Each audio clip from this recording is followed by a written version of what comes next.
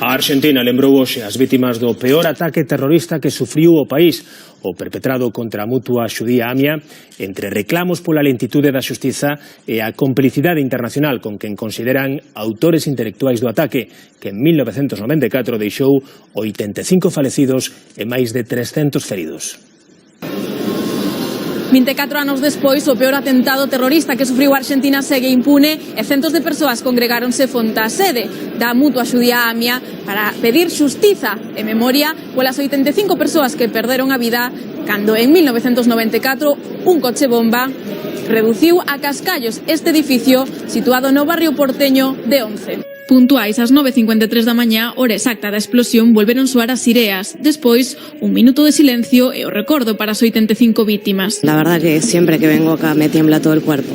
Es todos los años lo mismo. Muy conmovedor. Encima estar acá en el mismo lugar, a la misma hora, todos los años y sin justicia, ¿no? No acto estivo presente o secretario xeral da Organización de Estados Americanos, Luis Almagro, quen brindou o seu compromiso para que os iranianos acusados como autores intelectuais da masacre deixen de gozar de privilexios internacionais e sexan capturados, xulgados e castigados. Es clara la responsabilidad que tiene Irán respecto a esta injusticia e impunidad. Es clara su falta de colaboración con la justicia. Es claro que esto no puede ser admisible. Nunha reunión previa cos familiares, o presidente Mauricio Macri tamén se comprometeu a pedir axuda á ONU para que a causa avance dunha vez por todas.